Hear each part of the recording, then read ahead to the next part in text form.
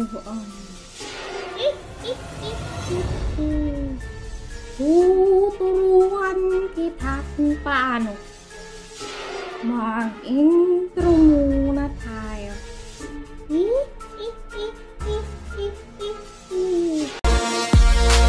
rise up from the dust and claim my throne. Paano ba mag-move on? Kumuha ka lang ng isang laruan at karayom. Pagkatapos ay tahiin mo muna yung ng laruan nyo, yung punit-punit ng laruan ng anak nyo, ganun. Ngayon, tinatahi ko ngayon yung punit-punit na laruan ng alaga ko eh. Akala nyo kung ano na ano. Akala nyo, bad yan na. Bad yung iniisip ninyo. What's up mga langga? Ito na naman po ang inyong langga. Katulong sa umaga, vloggers sa gabi. At ngayon po ay parang si madam po ako ngayon kasi mag-a-advise po tayo tungkol sa pag-move on. Ayun, nagmahal, nasaktan, nag-abroad, ganun mga langga. So ngayon, si Madam Langga po ako ngayon. Paninindigan ko po itong mag-a-advise ko sa inyo kung paano mag-move on. Self-experience lang naman ang sa akin pero nanghingi din ako ng mga opinion sa ating mga netizens. So, paano ba talaga ang mag-move on? Umpisahan na natin mga palangga, huwag nang magpaligay-ligay pa. Pero bago iyon, please paki-like at saka paki-subscribe na rin po sa baba at i-click po yung notification bell para ma-update kayo sa mga bagong videos ko. Paano ba mag-move on? Yung mga langga, ang pag-move on ay huwag natin madaliin. Kasi madaling sabihin na mag-move on tayo ngayon. Tapos kinabukasan ba okay na tayo? So hindi po sa ganun kadali. Madali mang sabihin pero mahirap gawin. Mga palangga, ang pag-move on ay may proseso. Hindi natin malalaman kung kailan tayo naka-move on. Biglang isang araw na lang nagising ka na at masaya ka na at hindi mo na siya naisip pa. Paano ba mag-move on? Una, huwag mo nang makinig ng mga love songs kasi magagambala lang ang inner peace mo. Dahil sa pakikinig mo ng love songs, saka yung if ever you're in my arms again, naku, mga langga, ginigigil niyo ako. Huwag mo na kayong makinig ng love songs kasi walang forever. Utang lang ang may forever. Iiyak ka lang kapag nakarinig ka ng mga love songs, mga langga. Instead, mahinig ka ng mga worship songs. Katulad ng Hillsong United, yung Amazing Grace, yung Shout to the Lord. Yun yung pakinggan ninyo, lalo-lalo na pag bago kayo matulog. Kasi minsan, doon natin naiisip yung taong nakapanakit sa atin tuwing patulog na tayo. Pag mag-isa lang tayo, ganun. So, makinig ka muna ng mga worship songs or preach sa YouTube ni Joel Austin. Ganda din po YouTube channel na compile na po yung mga preach ng mga pastor. Ang ganda-ganda po ng words. Yung Above Inspiration, i-search nyo po yan sa YouTube. Kasi pinapakinggan ko yan tuwing umaga, tsaka yung worship songs. Kung iba din naman din po yung gusto ninyo, mahinig po kayo ng kanta ni Janila Salvador, yung I Can live, I can fly, I can touch the heavens above. Ganun mga langga, tapos sayaw-sayaw ka, ganun, galaw-galaw. Sumayaw ka, kumanta ka sa harap ng salamin mga langga para makita mo yung ngiti mo habang nakasayaw ka at kumanta at dun mo marirealize. Ang ganda mo pala pag nakangiti ka. Pangalawa, aliwin mo yung sarili mo.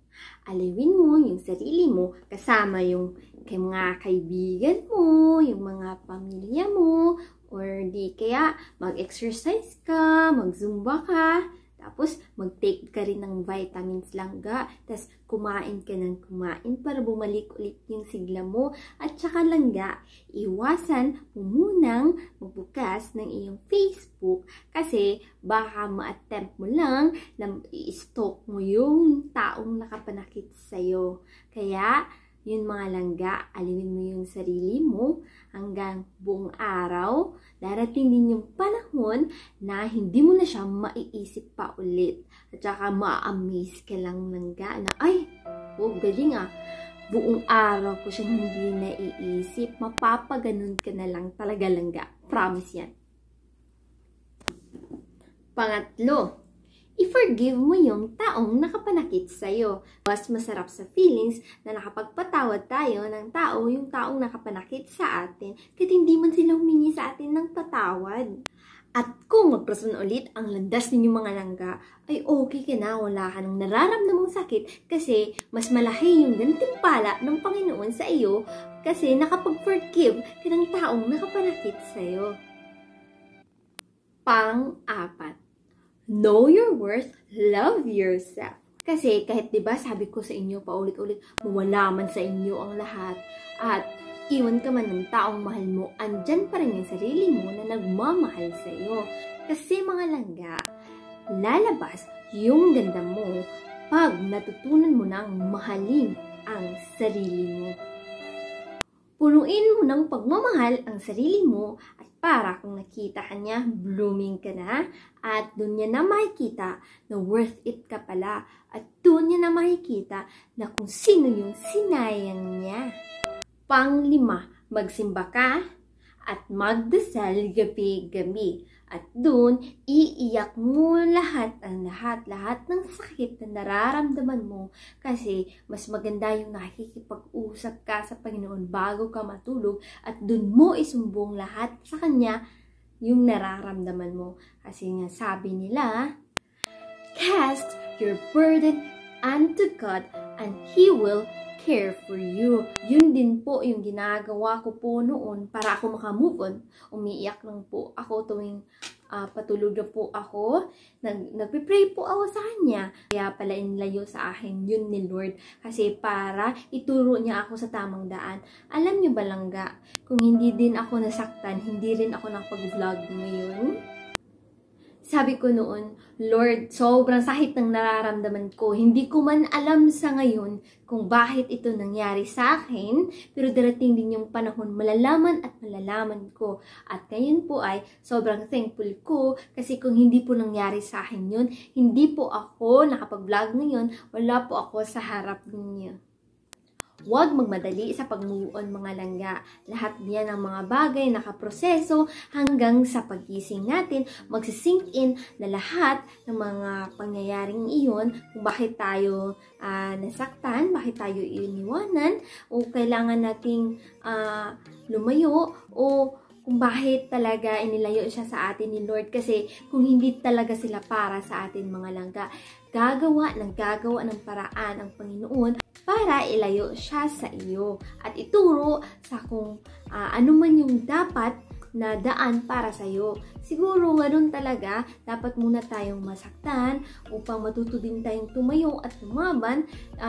Normal lang naman din kasi mga palangga na masaktan tayo kasi tao lang naman tayo, di ba? Ganun talaga, mapupunta muna tayo sa maling tao para may matutunan tayo. Basta ganun, mag-pray ka lang gabi-gabi. Lahat yan, walang imposible sa Panginoon. Mga palangga, punuin mo muna yung pagmamahal sa iyong sarili. Ika nga, di ba, love yourself, know your value.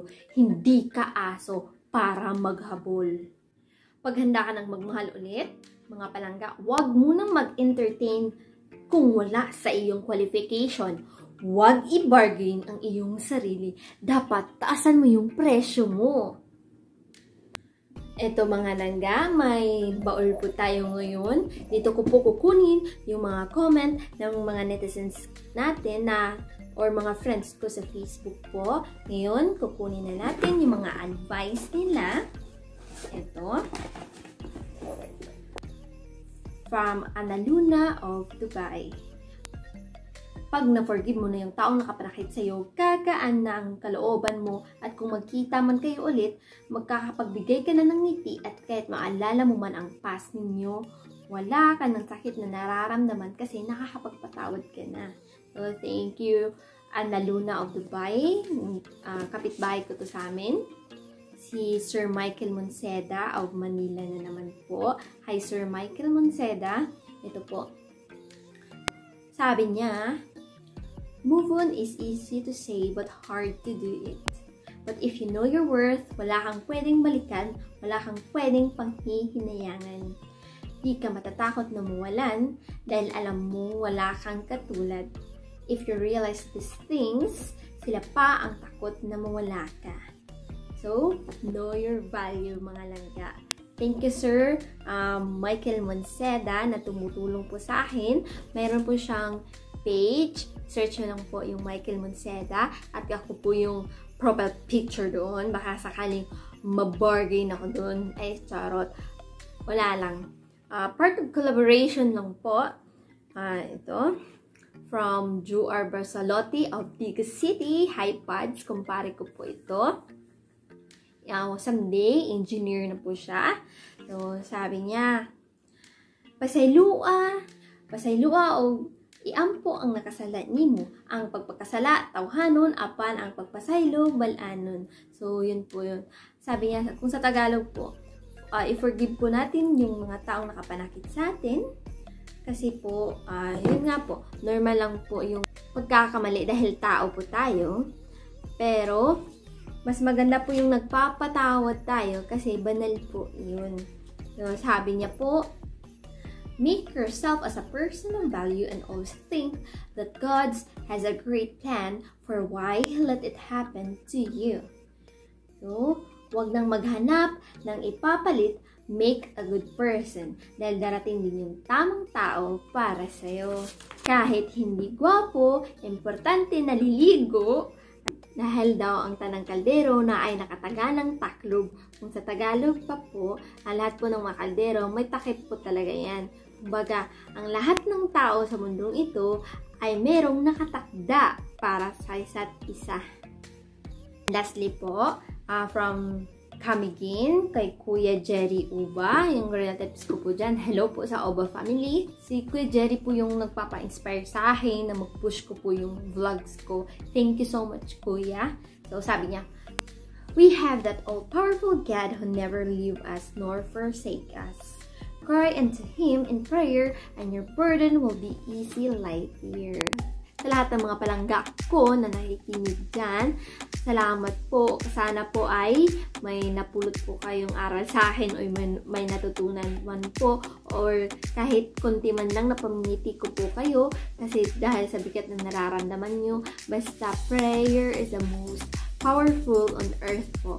Ganun lang po mga palangga. So mga palangga, see you in the next vlog.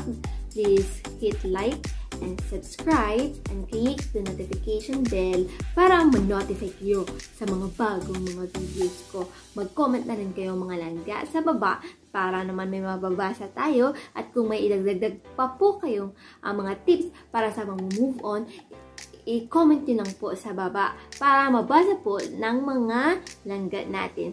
Until on my next vlog, ito po ulit ang inyong katulong sa umaga vloggers sa gabi. So, I love you mga palangga. Bye-bye!